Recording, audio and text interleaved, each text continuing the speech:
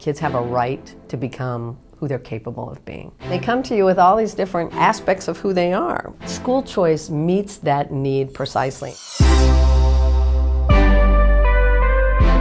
Hi, I'm Nick Gillespie with Reason TV, and today we're talking with Lisa Graham Keegan. She was the Arizona Superintendent of Public Instruction from 1995 to 2001. As a legislator in the Arizona legislature before that, she sponsored the most comprehensive charter school law in existence. She helped create Arizona state standards. She's been an advisor to John McCain, Arnold Schwarzenegger, Jeb Bush, Newt Gingrich, and she is now the head of the Keegan Company and works with A for Arizona school choice and educational consultancy firms. And in 2013, you wrote a great memoir, which we'll talk about, Simple Choices. Lisa, we talk a lot when we talk about school choice about, okay, well, this will help increase test scores, this and that. What's the moral case for school choice? Well, because education is how people sort of fulfill their humanity. It's not a small thing. So the moral case is that kids have a right to become who they're capable of being. And the other moral case I would make is for teachers themselves to be able to innovate. You see a need, you see a way you could reach a bunch of kids. Right. You should be able to do that, and that only happens in schools that work for them. You cannot meet every child's need with a system that is just sort of, we'll get 100 more kids, we need 100 more seats, we're going to have everybody's needs met by one system, one methodology. It doesn't work. What holds them back in a kind of traditional or a conventional public school district or model? So if you think about a private or a charter school or a market-driven school, if you and I wanted to create a school, we'd create a model first. And I'd say, well, what do you think? How should we do this? We'd sit down, we'd get it on paper, we'd say, Nick's going to do this, Lisa will do this, we're going to reach the kids this way. This is a great way to teach. There's a model before there's a school. In the traditional system, there's a school, just because there's kids. And then if we get around to building a model, there's a model. It's a very, I think, almost a demoralizing way to approach education, which should be just incredibly energizing and quite specific. With that comes the assumption that we just do the best we can. Mm-hmm. That's my least favorite expression in the industry. And I hear it every day. Well, we've got those kids. Yeah. Those, capital T, capital K. Those kids. And they're, you name it. They didn't have breakfast, their parents don't care, they don't have money. Well, they have huge capacity, so I don't know. How does this change that model? How does it flip it or fracture it or move past it? It really just flips it on its head. I hate the way we fund schools, right? Just everything about it. Mm-hmm. First of all, I don't like drawing geographic boundaries and giving people proxy for kids, saying, oh, look, we drew a boundary, you get to educate everybody in there. Yeah. Why? There's a school across the street that literally across the block outside the boundary would be better for my child.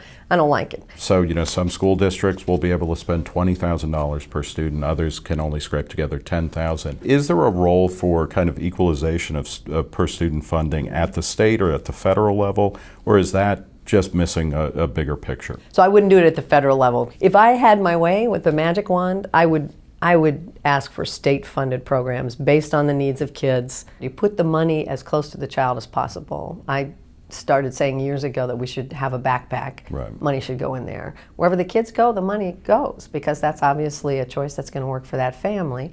Or they'll move and the money will move. Mm-hmm.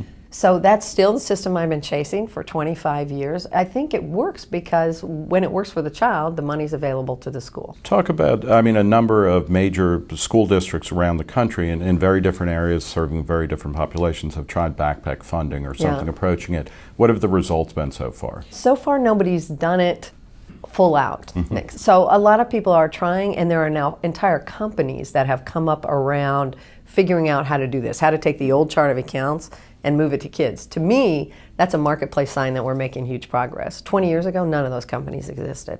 So states are trying more and more. I know we're doing it in Arizona to try to get to transparency. What are the kids in your school worth? Right. Most states weight kids depending on their needs. Special ed gets more money, as it should. Learning the language gets more money, as it should. Some states weight poverty and they give you more money for that. So that money really attaches to the child, but you don't see it at the school site, right? So that's the next game, right? Let's see it. Talk a little bit about the scholarship programs and the tax incentives that go into that for people who don't necessarily have kids in the school system to fund school scholarships Private and things like that, scholarships, that are in Arizona and a couple of other places. So in 1997, we started a tuition tax credit program, one for private schools, meaning that anybody with any income tax liability can use a portion of that and send it to a scholarship organization. And then we created another one for public schools so that they could use it for extracurriculars, a smaller amount.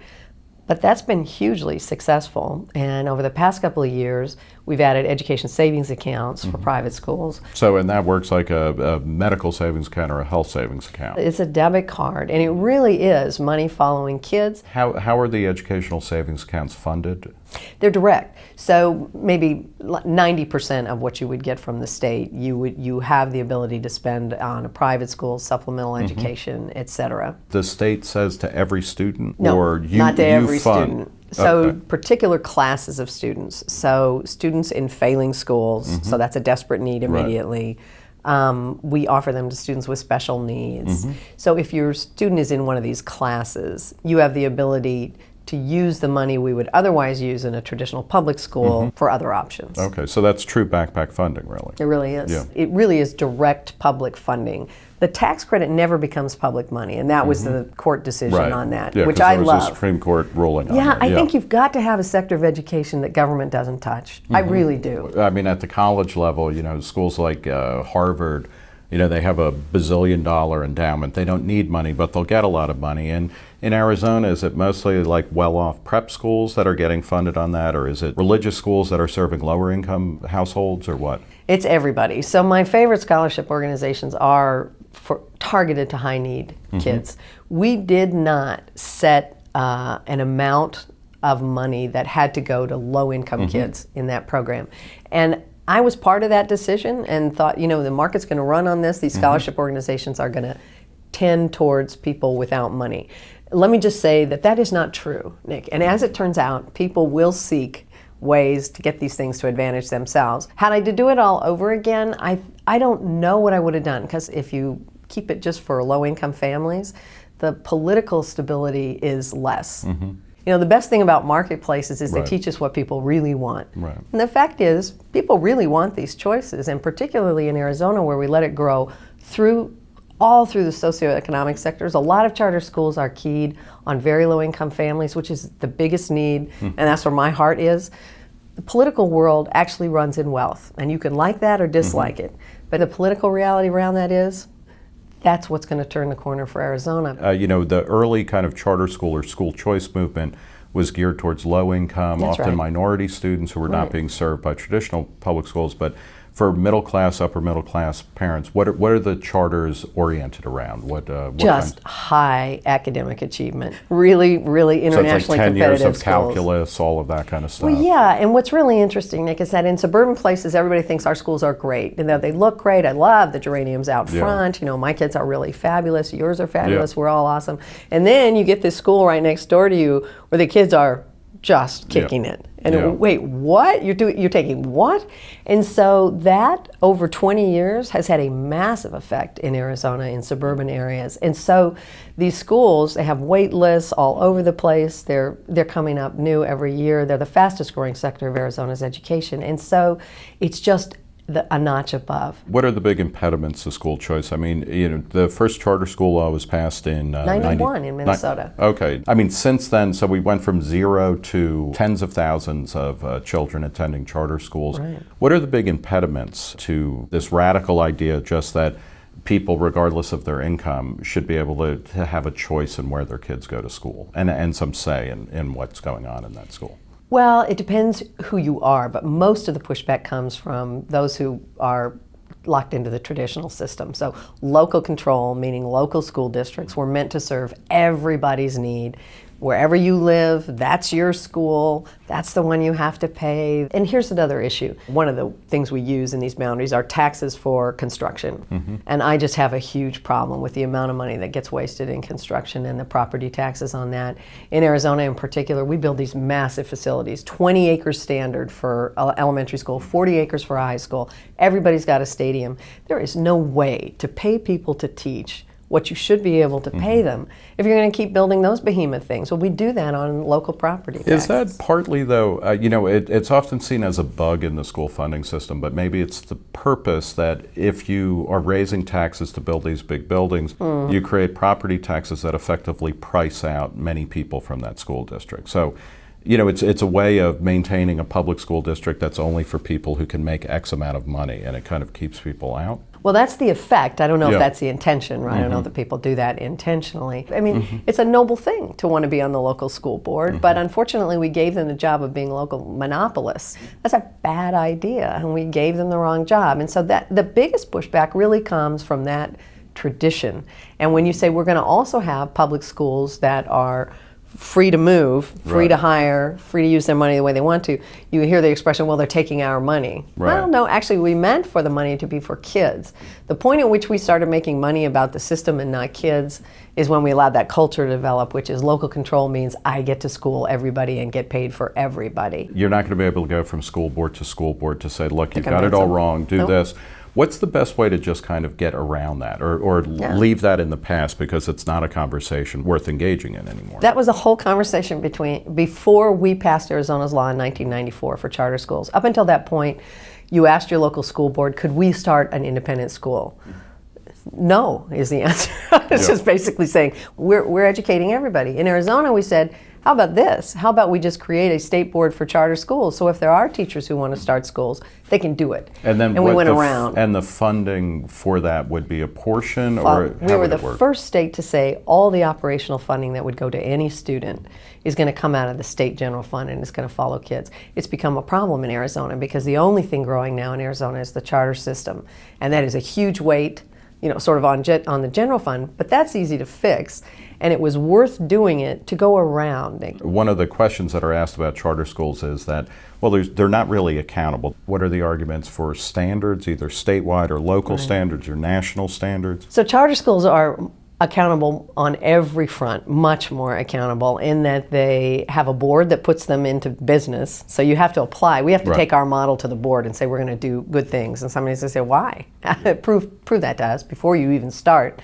Then you have to take the same assessments everybody else takes. And just a sidebar on standards, I am a huge fan of very clear, very minimal, very obvious standards. We know what it means to read and write at certain ages. We know what it means to do mathematics. I think we limit it to that, but we make sure. I just don't get all into the kerfuffle about who made them up and who. They're really, if they're rational and they're reasonable and they're about what kids need to know and not how you get there. That's a great thing. And so how does that play out in Arizona? And how do you keep it minimal as opposed to, okay, well, it's good to read and write, but then you also have to have these courses in place, whether or not we test them, but to teach citizenship or this type of hygiene or whatever? Right. Well, I had a superintendent say to me the other day, the biggest problem we've got in Arizona right now is we're on hiatus like everybody else. We grade our schools A through F. We use the state test. Right now, everybody sort of is an A and B school. So the new test is supposed to be honest, and we're going to get a little more serious about that. But the fact of the matter is, while we don't have a grade, the superintendent was saying, look, I've had people in my office today, I'm supposed to wear a purple shirt because of domestic violence. My kids are supposed to be in a bullying program. Oh, it's football season and the coach wants this. He said, without that assessment on the table every year with some consequence, A through F, you're going to get graded. He said, these other things just encroach, and I guarantee you, everybody loses focus. When parents and even kids are choosing to go to a particular school, will they generate the information they need in order to make an informed choice out of consumer demand? Because I know if I have my kids and I can pick from 10 different schools, if those schools are like, just trust us, we're really awesome. Or like, that's going to be hard for me to take, but will that take the place, or will that supplement kind of these rudimentary state assessments? So we're going to have state assessments for a while, Nick. In an ideal world, the one I'd like to live in, people would be so knowledgeable about indicators that you wouldn't need one state test. Right. But even if people were using different indicators, they would be based on roughly the same standards. I mean, it turns out the Pythagorean theorem matters, and it's exactly the same in Florida as it is in Arizona. And at some point you have to teach it, and you have to know how to do it if you're going to understand math. What worries me is that we won't focus enough on the choices available and that we'll start to get into process. And that does happen. You know, you have to teach this textbook, or as you say, you have to have a hygiene class or whatever. They need to be minimal, strong, honest, and that's always going to be a fight. So talk a little bit about, it's already an issue among Republican presidential candidates, Common Core, which started out as a bunch of conservative, mostly Republican governors pushing this a decade or so ago. People like Jeb Bush, who's done very well in terms of, by most standards, or evaluations of education reform. John Kasich in Ohio. Is that the wrong way to kind of set standards, or or is it a good idea and it's just being given a bad rap in the press? It's a good idea to have been voluntary, Nick. It really was a voluntary effort, and it was an effort to be honest. Like, if I can compare Arizona to Ohio, there's a greater likelihood, this was the theory, that we're all going to be more honest about how our kids are really doing. What creeps into it is everybody's politics. And so I have set aside the whole Common Core debate for myself and just gone around it, kind of like school choice. You guys can all fight about that if you want to. It really has more to do with the politics of discrete ways of teaching, which really are not about the standards themselves. And I understand people's nerviness about that. I don't want you telling me I have to teach math a particular way, but I should be okay with kids in the 4th grade ought to be able to do double-digit addition. Don't care how you get there, but 44 plus 22, you ought to be able to do that. Are the Republicans really the party of school choice, and does that matter? Or is one party better than the other? Is that the wrong way to think about school choice? I don't know if it's the wrong way to think about it. It certainly has changed over time. So the Republicans were the original party of school choice, for sure. And I think Milton Friedman, not a Republican per se, but I had a great honor to know him in my early days when I started shaping my thinking about this, and so I'm a victim of that, a happy victim. What Milton Friedman wrote about the far superior results in a marketplace driven by what people want has informed the Republican Party about school choice. Nowadays, it's hard to tell sometimes. Let's talk about your 2013 memoir, Simple Choices. The subtitle is Thoughts on Choosing Environments That Support Who Your Child Is Meant to Be. Talk a little bit about the personal story that you kind of work through in that, and it really gets to that question of the moral case for school choice. So I wrote that because I wanted to write it while my mother was still around as a tribute to her, and her message to us constantly was, look, you got sent here for a reason. In our family, that has to do with faith. And your obligation is to develop the talents of the kids that you have and to develop your own talents and then to contribute, to the community that you live in. My mother married my biological father, who then decided that he wanted to get into the San Francisco sort of beatnik scene. And this was a guy with everything, right? Everything you would need to contribute. And he really made a choice in his life not to do that. I didn't end up meeting him till I was in my 40s, and I tell this story in the book. That I met him in a homeless shelter in San Francisco, and my objection was, look, you've got this philosophy, that's really swift, I love it. You pursued your own needs. You're actually living off of somebody else's generosity in your homeless shelter, by the way. I didn't say any of this because I'm not that bold, I just drank. And so I didn't, it's not a story about how I drank through my evening with my biological father, but the point of it was, my mother chose to say, look, this is not optimal choice on my part, clearly. Let's get ourselves in another environment. So that was a decision that she made, and then I ended up with a fabulous father out of that deal. What it means to me is that your obligation over and over again, once you have kids, what you do before, rock on, that's fine. Now you've got these kids, well, you have to put them in environments that will be absolutely suited to whatever they're capable of. And what works for one kid is not going to work for the other. Doesn't work for another. It's what works for one kid at one period in their life isn't going to work for them and later. You're going to have to switch it up. Yeah, and they come to you with all these different aspects of who they are, which have to be embraced. It's never what you think is going to happen, but school choice meets that need precisely. And so for me, it's not just theoretical interest. For me, it's what it means to be a human being, what it means to really give people their own capacity, their ability then to give back. I only wish that I had grown up in the schools that you're describing. Hopefully more kids will. Lisa, thanks so much for talking to us. Thanks. Privilege. For Reason TV, I'm Nick Gillespie.